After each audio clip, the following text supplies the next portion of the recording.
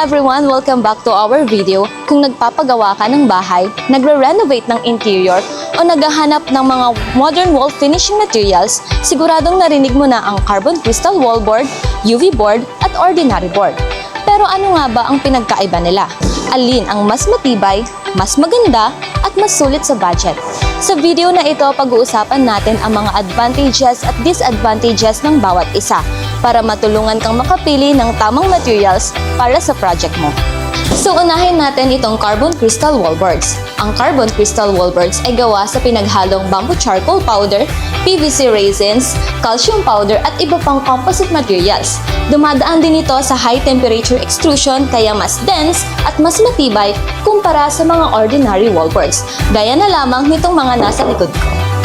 Karaniwan rin itong may multi-layer na may protective film, decorative film, at carbon crystal core na nagbibigay ng mataas na durability at may magandang finish.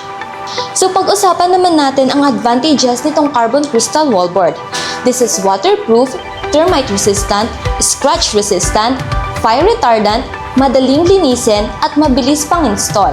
And of course, available kami nito into different designs like fabric, wood, marble, grains, and so on. Kaya marami kang pagpipilian kapag pinili mo ang carbon crystal wallboard.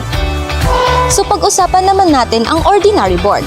Kapag sinabi nating ordinary board, ito ay tumutukoy sa mga plywood, MDF o particle board na ginagamit sa furniture or wall applications. Ito ang pangkaraniwang materyales dahil mura at madaling makita sa market. So ano naman ang advantages nito? Ang advantage nito ay of course, mura, madaling i-cut or i-customize, at available siya kahit saan. However, ang disadvantages nito ay hindi ito waterproof. Mabilis mamaga kapag nabasa at mabilis masira o mabulok. Pwede rin itong kapitan ng anay or termite at mas mataas ang maintenance kumpara sa carbon crystal wallboard, lalo na kapag ginamit ito sa mga humid areas like kitchen or CR. Mabilis itong masira kapag hindi maayos ang protection. And lastly, ano nga ba itong UV board? Ang UV board ay kadalasang MDF or ibang engineered board na nilalagyan ng UV cured coating para magkaroon ng high gloss finish na parang salamin. Madalas itong ginagamit sa cabinet, wall cladding, at modern interiors. When it comes naman sa advantages nito, of course, napaka-kinis at glossy ng finish. Elegant at premium din ang design gaya ng carbon crystal wallboards. Mabilis din itong linisin and anti-scratch rin. However, ang disadvantages nito, kapag nasira, mahirap ayusin.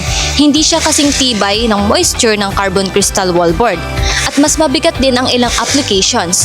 At mas limited ang flexibility nito kumpara sa carbon crystal wallboard. Kaya kung tatanungin ninyo kung alin ang pinakamagandang options para sa modern homes, commercial space, at long-term investment, isa sa mga pinakamagandang pagpipilian ay ang carbon crystal wallboard dahil sa pagiging waterproof, termite resistant, scratch resistant, fire retardant, matibay, madaling linisin, at pagkakaroon ng madaming design katulad na lamang ng marble, ng wood, ng fabric, at metallic finish na nagbibigay ng elegant look habang nakakatipid sa maintenance sa mahabang panahon.